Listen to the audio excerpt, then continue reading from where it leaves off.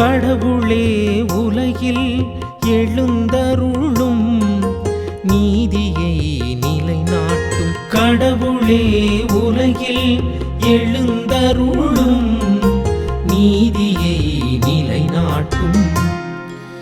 எளியோர்க்கும் திக்கற்றவருக்கும் நீதி வழங்குங்கள். சிறுமையுற்றோர்க்கும் ஏழைகட்கும் நியாயம் வழங்குங்கள். எளியோரையும் வறியோரையும் விடுவியுங்கள். பொல்லாரின் பிடியினின்று அவர்களுக்கு விடுதலை அளியுங்கள். பொல்லாரின் பிடியினின்று அவர்களுக்கு விடுதலை அளியுங்கள். கடவுளே உலகில் எழுந்தருளும் நீதியை நிலைநாட்டும். கடவுளே உலகில் எழுந்தருளும் நீதியை நிலைநாட்டும். நீங்கள் தெய்வங்கள், நீங்கள் எல்லோரும் உன்னதரின் புதல்வர்கள். ஆயினும் நீங்களும் மனிதர் போன்று மடிவீர்கள். தலைவர்களுள் ஒருவர் போல வீழ்வீர்கள். தலைவர்களுள் ஒருவர் போல வீழ்வீர்கள் என்றேன்.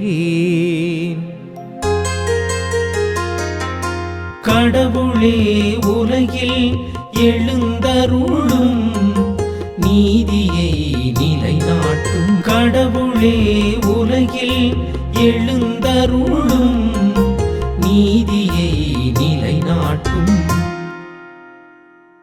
இயேசுவில் பிரியமான சகோதர சகோதரிகளே, மாதா டிவி நேயர்களே, உங்கள் அனைவரையும் தினம்தோறும் திருப்பாடலில் சந்திப்பதில் நான் மகிழ்ச்சி அடைகின்றேன். இன்று நமக்கு கொடுக்கப்பட்ட இந்த திருப்பாடலானது திருப்பாடல் அதிகாரம் 82. இந்த திருப்பாடலை நாம் ஆழ்ந்து சிந்தித்து தியானிக்கும் பொழுது ஆண்டவர் தாம் நமக்கு அதிகாரி, ஆண்டவர் தாம் நம்மை வழி நடத்துபவர் என்ற ஆழத்தரமான கருத்தினை இந்த திருப்பாடல் நமக்கு எடுத்துரைக்கின்றது. பிரியமானவர்களே, நம்ம பல செய்திகள் பார்க்கலாம். ஏன் இவ்வளவு ஏமாற்றங்கள் நடக்குது, ஏன் இவ்வளவு கஷ்டங்கள் ஏற்படுது, இந்த அதிகாரிகள்லாம் எங்க போயிட்டாங்க, இவங்க பார்த்துட்டும் பார்க்காம இருக்கிறாங்களே என்ற மன வருத்தம் நம்ம கிட்ட இருக்கலாம். அந்த ஆறுதல் தரக்கூடிய வார்த்தை இன்று நமக்கு திருப்பாடலின் வழியாக அமைக்கப்படுகின்றது. பிரியமானவர்களே, இந்த திருப்பாடலை 3 பகுதிகளாக நாம் பார்க்கலாம். அதிகாரிகளின் நோக்கம் என்ன, அதிகாரிகள் எவ்வாறு இருக்க வேண்டும், அதிகாரிகளெல்லாம் சிறந்த அதிகாரி நம் ஆண்டவர் என்று 3 பகுதியினை இன்றைய திருப்பாடல் நம்மை சிந்திக்க அழைக்கின்றது. முதல் பகுதியாக அதிகாரத்தின் நோக்கம் என்ன?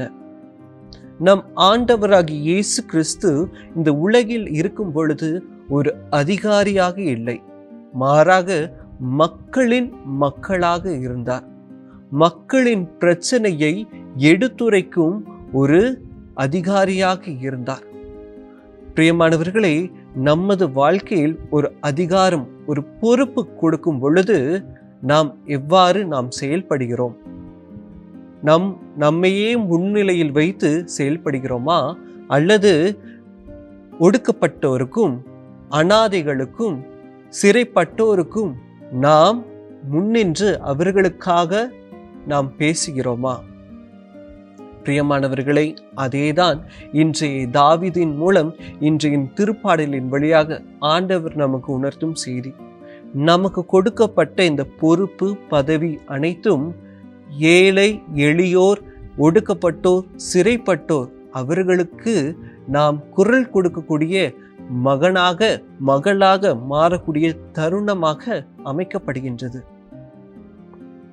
நம்மளுடைய திருத்தந்தை பிரான்சிஸ் அவர்கள் அழகாக கூறுவார், voice for the voiceless, smell of the sheep. அதாவது நாம் யாருக்கெல்லாம் நாம் அதிகாரிகளாக இருக்க வேண்டும் என்றால், இந்த சிறைப்பட்டோருக்கும், அனாதைகளுக்கும், ஏமாற்றம் உள்ளவர்களுக்கும், தகுதியின்மை என்ற மனநிலையில் இருப்பவர்களுக்கும் நாம் குரலை கொடுக்கக்கூடிய மகளாக இருக்க அன்று திருத்தந்தை பிரான்சிஸ் அவர்களால் ஆணித்தரமாக கருத்தினை சொல்கிறார். எனவே பிரியமானவர்களே, நம்மளுடைய வாழ்வு நம்மை மையப்படுத்தி அல்ல. யாருக்கெல்லாம் நாம் குரல் கொடுத்து அவர்களை கடவுள் பாதையில் இழுத்து செல்கிறோமோ அதுதான் சிறந்த அதிகாரிக்கின் பண்பு என்று இன்றைய திருப்பாடலின் முதல் பகுதி நமக்கு தெளிவுபடுத்துகின்றது. இரண்டாவது பகுதியாக அதிகாரிகளின் நோக்கம் என்ன? அதிகாரிகளின் நோக்கம் தன்னை சார்ந்தது இருக்கக்கூடாது, அது பிறரை சார்ந்ததாக இருக்க வேண்டும். நமது வாழ்க்கையில் நான் தான் நல்லா இருக்கணும், நான் நல்லா இருந்தா போதும் என்ற மனநிலை நமக்கு இருக்கக்கூடாது என்ற மனப்பான்பினை இந்த இரண்டாவது பகுதி நமக்கு கொடுக்கின்றது. நான் நல்லா இருந்தா போதும், மற்றவங்க எப்படியோ இருந்தா சரி, அவங்க கஷ்டப்பட்டாலும் சரி, அவங்க ஏமாற்றம் அடைந்தாலும் சரி, நான் சந்தோஷமா இருக்கேன், என் குடும்பம் சந்தோஷமா இருக்குது என்ற வாழ்க்கை ஒரு போலித்தனமான வாழ்க்கை என்று ஆண்டவர் இன்று தாவீதின் மூலம் இந்த இறைவசனம் பதிய செய்கிறார். எனவே பிரியமானவர்களே, நமது வாழ்வு எப்படிப்பட்ட வாழ்வாக இருக்கிறது? சுயநலமாக நமது வாழ்க்கையை வாழ்ந்து கொண்டிருக்கிறோமா? நான், எனது, என் குடும்பம் என்று சுயநலமாக வாழ்கிறோமா? அல்லது இது கடவுளால் படைக்கப்பட்ட மனிதர்கள், எந்த சாதி அடிப்படையிலோ, மதத்தின் அடிப்படையிலோ அல்லது அங்கீகாரத்தின் அடிப்படையிலோ வேறுபாடு பார்க்காமல் அனைவரும் சமமானவர்கள், அனைவரும் ஆண்டவரால் படைக்கப்பட்டவர்கள் என்ற மனநிலையில் இருக்கிறோமா என்பதை சிந்திக்க இன்றைய இரண்டாவது பகுதி நமக்கு வெளிப்படுத்துகின்றது. நம் வாழ்க்கையில் பல பொறுப்புகள் இருக்கலாம், பல பதவிகள் இருக்கலாம். அந்த பதவிகளும் பொறுப்புகளும் ஆண்டவரை சார்ந்ததாக இருக்க வேண்டும். அதேதான் இன்றைய மூன்றாவது பகுதி, ஆண்டவரின் சார்பு நிலையில் சார்ந்தவர்கள் இந்த அதிகாரிகள். அதாவது ஆண்டவரை மையப்படுத்தியும் ஆண்டவரை மற்றவர்களுக்கு எடுத்துரைக்கும் மகளாக இந்த அதிகாரிகள் இருக்க வேண்டும்.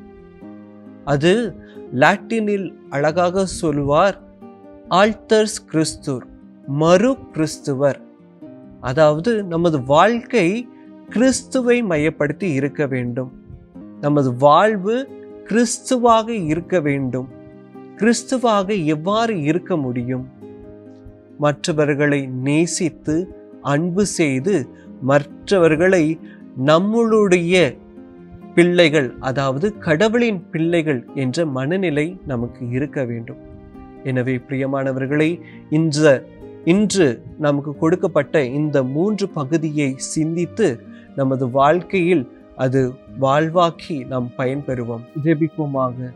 எங்களை படைத்து பராமரித்து வருகின்ற பரலோக தகப்பனே, எங்களுக்கு கொடுக்கப்பட்ட இந்த பதவி, பொறுப்பு அனைத்தும் உண்மை சார்ந்ததாக இருக்க வேண்டும் ஆண்டவரே. இது எங்களை அல்ல, உண்மையை மட்டுமே மாட்சிப்படுத்தவும் உண்மையை மட்டுமே புகழக்கூடிய அந்த பொறுப்பினை எங்களுக்கு கொடுத்திருக்கின்றீர். அந்த மனநிலையும் அந்த பக்குவத்தையும் எங்களுக்கு தாரும். எங்களை பலப்படுத்தும். எங்களை உமது கோட்டைக்குள் மூடி மறைத்துக் கொள்ளும். எங்கள் ஜெபம் கேளும் ஜீவனுள்ள நல்ல தகப்பனே. ஆமென்.